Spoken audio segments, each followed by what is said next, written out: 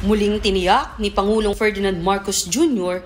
na nakahanda na ang Pilipinas upang pangunahan ang Association of Southeast Asian Nations o ASEAN Regional Bloc sa susunod na taon.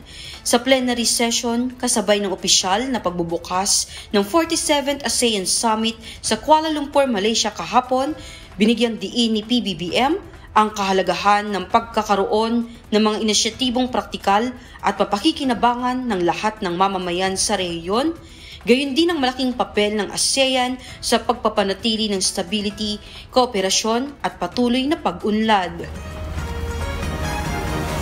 And now, the moment we've been waiting for. It is time to officially place the Timor-Leste flag onto the stage, joining the other flags of ASEAN member states.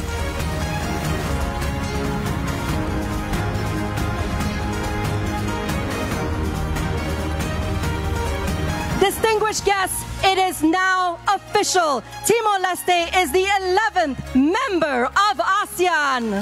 Samantala, isa sa highlight ng ASEAN Summit ngayong taon ang formal na deklarasyon ng pagsapi ng bansang Timor-Leste bilang ika-11 miyembro ng regional bloc na nilagdaan ng lahat ng existing ASEAN leaders kasama si Pangulong Marcos.